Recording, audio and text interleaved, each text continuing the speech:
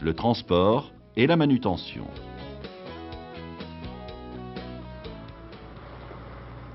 Le transport de préfabriqués d'usine demande une organisation rigoureuse.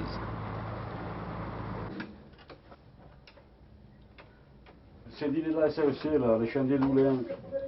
Pour demain, là, vous m'envoyez bien la 10, la 11, la 12 et la 13, là, en prédale. Le chef de chantier confirme le transport, la nature et l'ordre de chargement, ainsi que l'heure de livraison. Il planifie les prochaines livraisons. Le gabarit et la forme du plateau de la remorque sont adaptés au type de préfabriqué.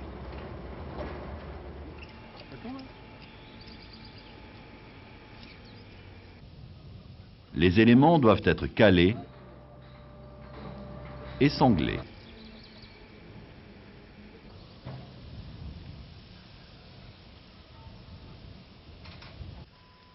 Un amarrage du panneau assure sa stabilité pour la phase de déchargement. Une zone de stationnement est prévue et organisée.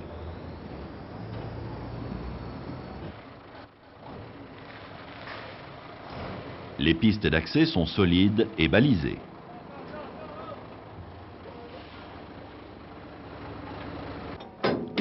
La zone de déchargement doit être plane et horizontale.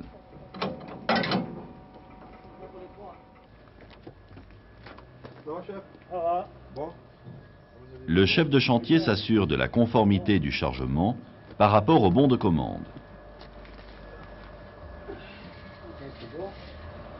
Il contrôle visuellement l'état du chargement.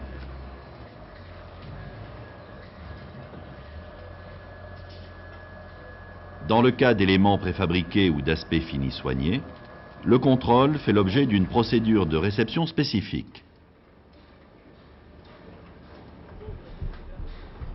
La manutention des pièces préfabriquées est délicate. Elle doit être effectuée par des personnes qualifiées.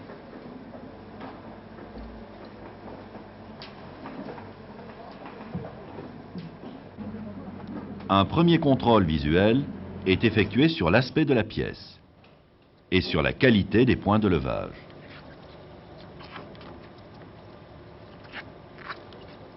Il existe plusieurs systèmes d'ancrage pour la manutention.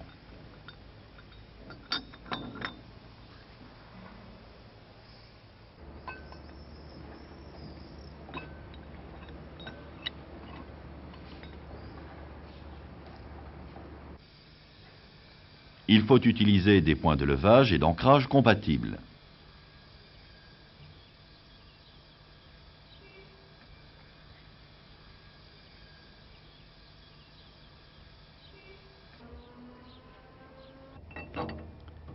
Ici, la partie mobile n'est pas totalement vissée. Un dépôt de ciment bouche le fond de la douille. La totalité du filetage n'est pas utilisée. Lors d'une traction importante, le filetage lâche. Un bouchon plastique protège la douille.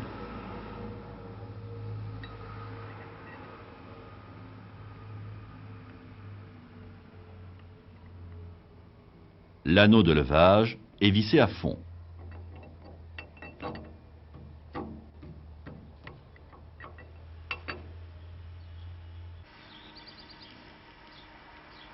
Les douilles servant à la stabilisation ne doivent pas être utilisées pour le levage.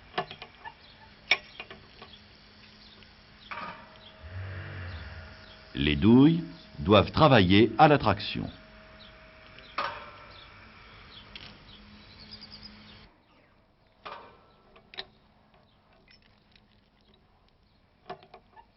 Ici, la douille travaille au cisaillement. La douille se déforme, le filetage lâche. Tous les points de levage doivent être utilisés.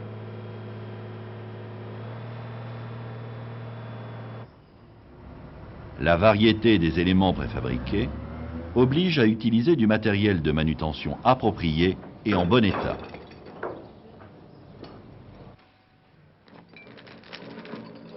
La longueur des élingues détermine l'angle de levage. L'angle maximum conseillé est de 60 degrés. L'ordre de chargement est important pour éviter les manutentions inutiles.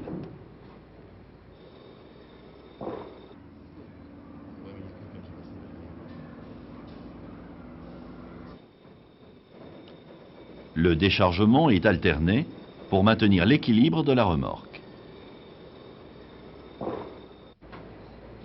Ici, une remorque de prédales. Toutes les prédales de l'avant de la remorque sont déchargées. Le déchargement n'est pas équilibré. La remorque bascule.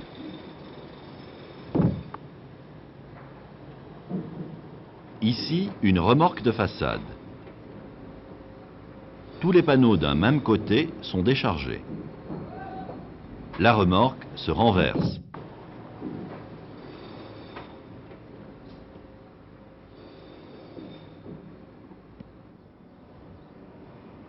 Dans le cas de préfabrication foraine, il faut s'assurer de la prise du béton avant levage.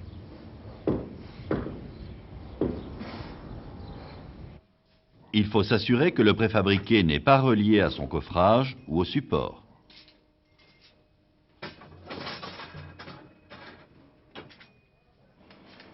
Avant d'être posés, les préfabriqués sont équipés de garde-corps.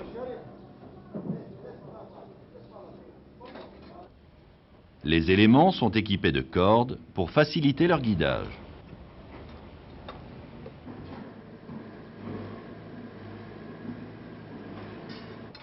Toute phase de décoffrage ou de levage doit être surveillée par un ouvrier en relation avec le grutier. Pendant la phase de décollage, le grutier travaille en micro-vitesse, sans à-coups. Le survol du personnel et des zones publiques est interdit. Il est interdit de passer sous la charge.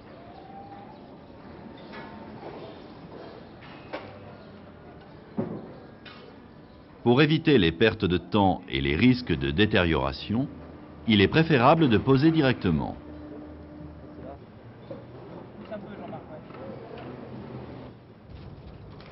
Sinon, tout stockage doit être étudié.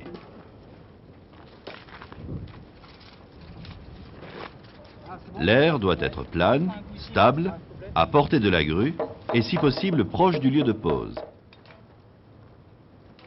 La zone doit être délimitée. La position et la forme des bois de calage sont adaptés au type d'élément. La qualité des bois ne doit pas altérer l'aspect fini du béton. Les chevalets ou râteliers sont ancrés au sol.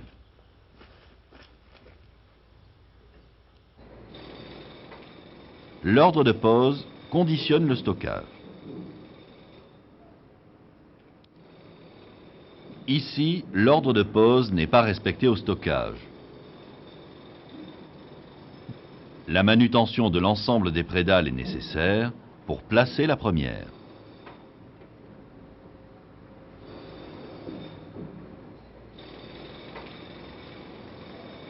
Ne rien stocker sur les prédales. Ici, la charge déforme la prédale. L'étiquetage doit toujours être visible.